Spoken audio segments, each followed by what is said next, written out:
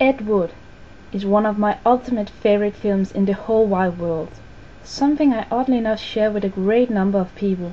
James Rolfe we all know as the angry video game nerd included, and when I speak Tim Burton with other people, this movie is often, if not always, going to my final crushing argument of why Tim Burton rocks. Ed Wood, who was a real-life person, one of the few who are literally famous for his lacking gifts of filmmaking, and had made so many B-movies that are all pretty much just sucks. It would have been so extremely easy just to hire an Ed Wood look-alike, put him on the screen, and then just throw jokes at him for 2 hours. But thankfully, instead of choosing the easy approach, to make Ed Wood look like a complete dog and an idiot, director Tim Burton instead chooses to honor the man on a very intelligent and warm way, which makes the movie very charming and funny on so many different levels. Wood of course never intended to make any movie to be hated and made fun of for years. He really had visions, dreams and hopes. They were just darn stupid, though charming, that they never became those successes Wood had imagined for himself. And Burton's movie both understands and appreciates that. Ed Wood is sweet, nice, innocent, childish, and loved to play the man in the chair and have his dreams realized. His love for monster movies and the dream of being an appreciated movie creator just constantly clouds his senses of reality and causes him to have giant changes of mood as he is either very happy and energetic or very depressed, where you can't help but feel sorry for him. A funny note in the movie is how the film studios that turn him away while yelling at him to never ever come back is the closest thing we ever have to villains. Yet the studios are perfectly reasonable. His movies are crap. Why ever should they waste money on it? Wood's friends are just as maniacally odd and stupid as he is, and like him, when things goes well, they praise his work to the skies, which does nothing to get Wood down on earth again.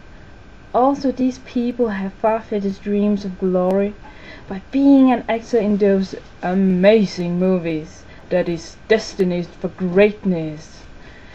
Johnny Depp, who plays Ed Wood, is fabulous to say the least. A confused and energy acting gets sympathy and laughter from the audience.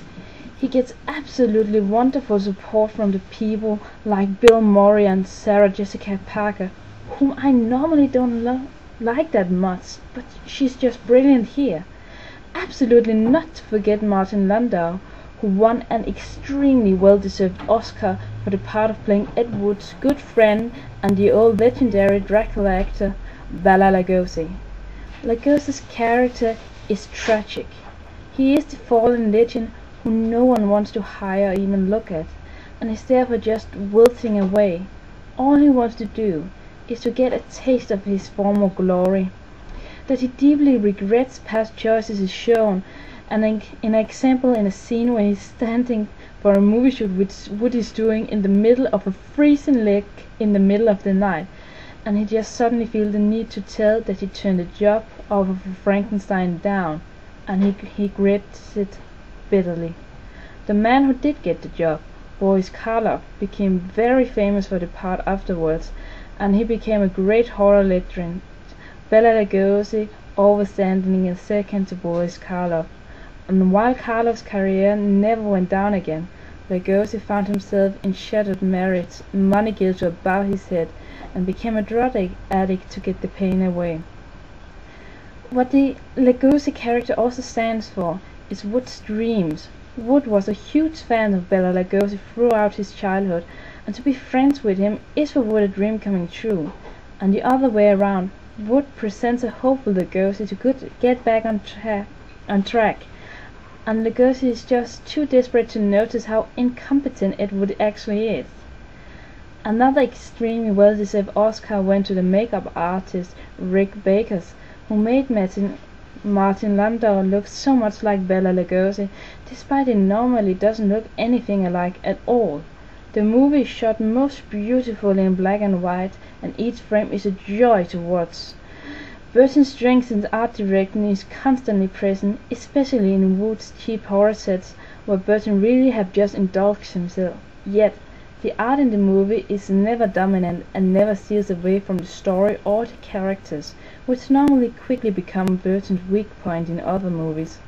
All aspects of Ed Wood works perfectly, and the combination of Burton's steady sure introduction, the extremely well written and funny script, and all the amazing actors as memorable characters in the movie, it's a wonder the movie didn't win mountains of prizes and nominations.